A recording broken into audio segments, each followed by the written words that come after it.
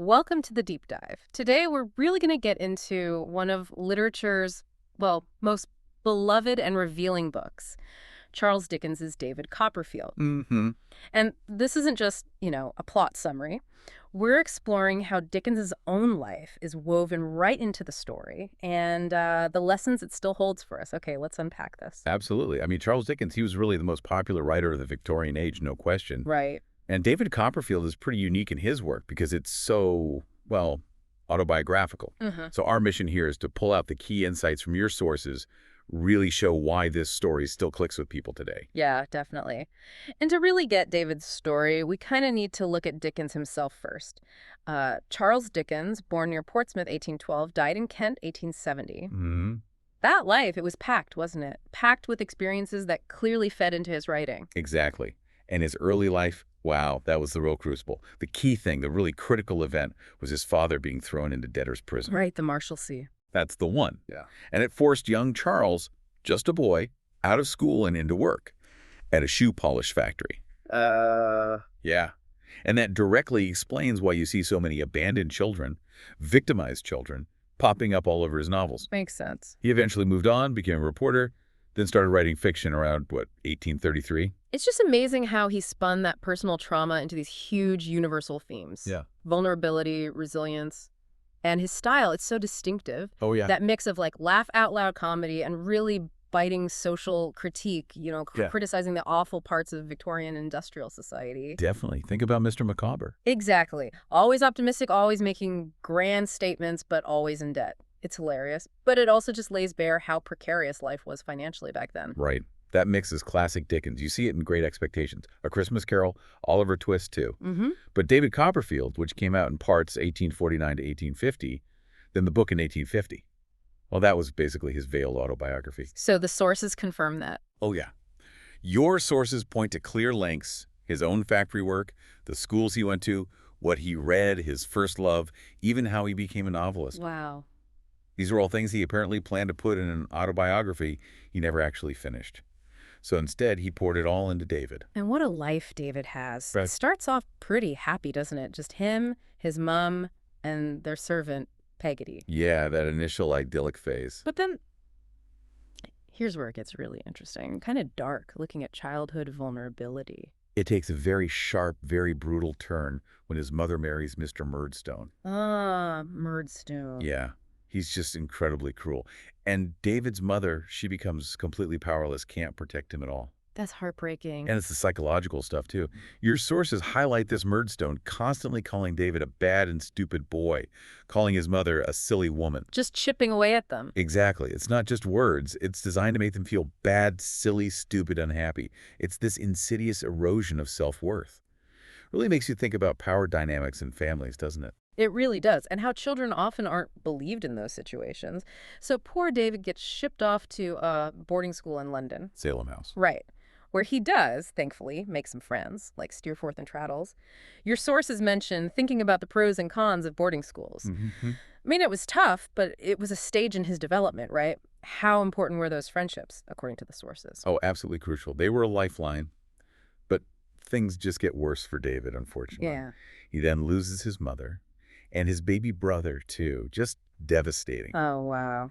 And that grief leads directly to him being sent off to work at Mr. Queenan's business, washing dirty bottles, filling them with wine. Just like Dickens himself. Exactly. Or That direct, painful parallel to Dickens's own factory days. that connection is just so stark. And Yeah. while he's working there, he stays with the Micawbers, right?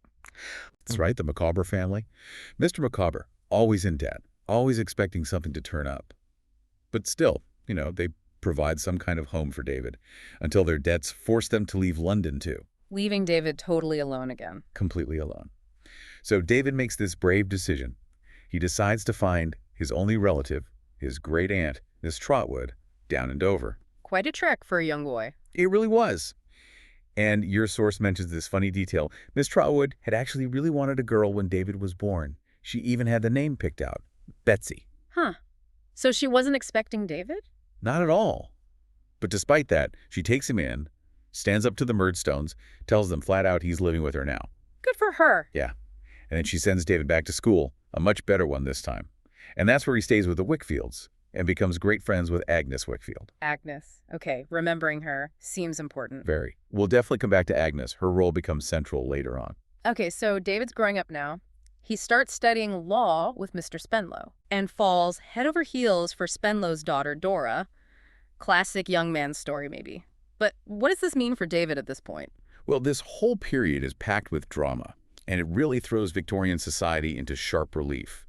While David's pursuing Dora, things go wrong elsewhere, back in Yarmouth. Oh yeah, with Steerforth. Exactly. Steerforth, who your sources describe as proud, thinks the Yarmouth folk are rough and rude. Yeah. He runs off with Emily, Mr. Peggotty's niece. Scandalous for the time. Hugely scandalous. And there's a telling detail about Steerforth's past. Apparently, he hit Rosa Dartle when they were young, left a scar in her mouth. And even he feels deep down that he's not a good man. Foreshadowing, maybe. Definitely.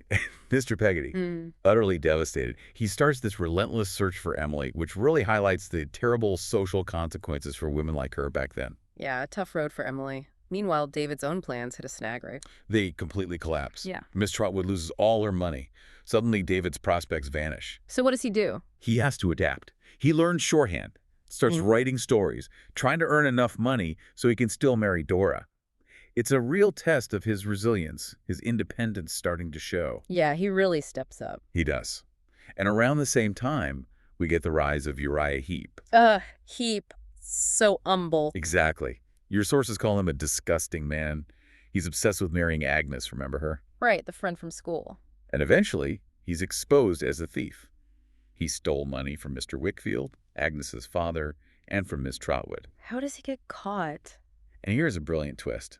It's Mr. Micawber. No way. Mr. Micawber. Yes. Mr. Micawber, despite all his own troubles, plays the crucial role in exposing Heep. It's a fantastic point Dickens makes. Integrity isn't about your social standing or your bank balance. That's great. So, despite the money problems, David does manage to marry Dora. He does, thanks to all that writing he's been doing. Happy ending. Yeah. Their marriage isn't exactly easy. Dora turns out to be, as the sources put it, an incompetent housewife. Ouch. In what way? The details are pretty specific. Yeah.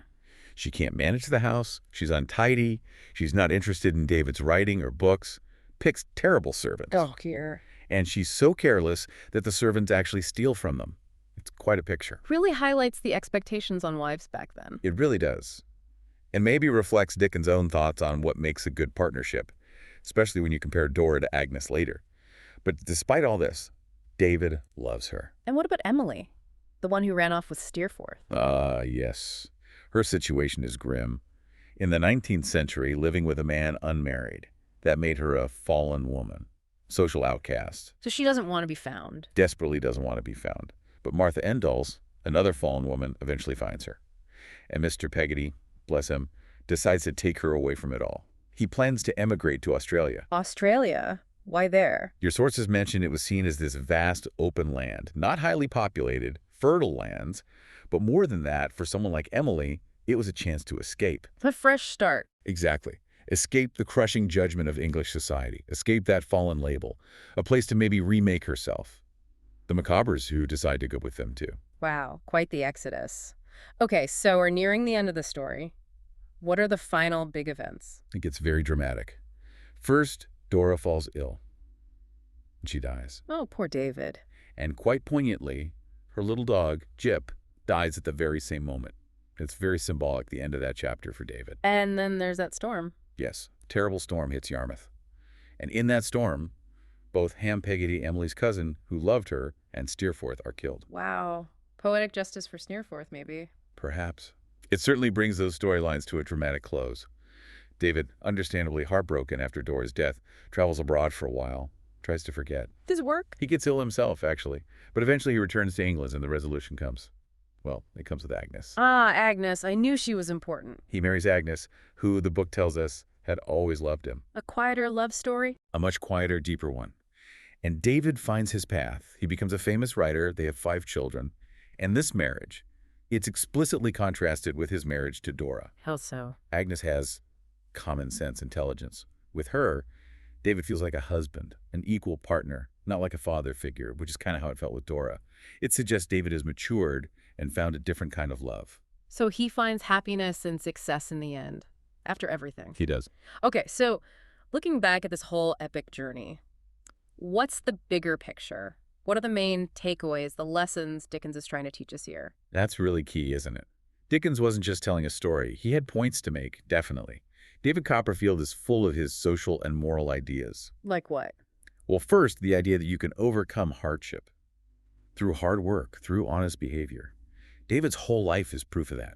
It's not just about grit. It's about agency, making choices even when things are bleak. Right, resilience. Exactly. And that goodness has nothing to do with your social class. Mm. Think of Peggotty, or Mr. Peggotty, or even Micawber, in his own way, humble people with immense virtue, Contrasted with. contrasted with how greed and ambition corrupt people. Uriah Heep is the prime example, obviously. His ambition twists his judgment, his behavior leads to his downfall. Dickens also suggests that suffering, well, it helps us mature. It forces David to grow up, to develop empathy. Makes sense. And then there are the simpler, maybe more profound messages. Friends and family matter more than money. Money doesn't actually buy happiness. Helping others is important. Sounds straightforward, but powerful in the context of the story. Very. And crucially, the importance of love in a child's life. David's early experiences show how vital that is. Oh, and also that adults can change, which is quite nuanced for a Victorian novel, that idea of growth and redemption. Even for characters who seem set in their ways. Potentially, yes. Though characters like Steerforth and Heat really represent that flawed belief that rich people, high-status people are just inherently better, the whole novel pushes back against that, saying true worth is about character, not class. What an incredible tapestry. It really weaves together the personal, the social, the moral. David Copperfield shows how someone's own life, Dickens's life, can fuel such a powerful story with commentary that still hits home. It really is a classic for good reason. It absolutely is. And maybe as you think about David's story and how Dickens' own life fed into it, here's something to consider. Yeah. How might your own experience, even the seemingly small ones or the challenging ones, like Dickens in that factory, how might they be quietly shaping your unique perspective? The contributions maybe only you can make. Something to mull over. Maybe even pick up the book again.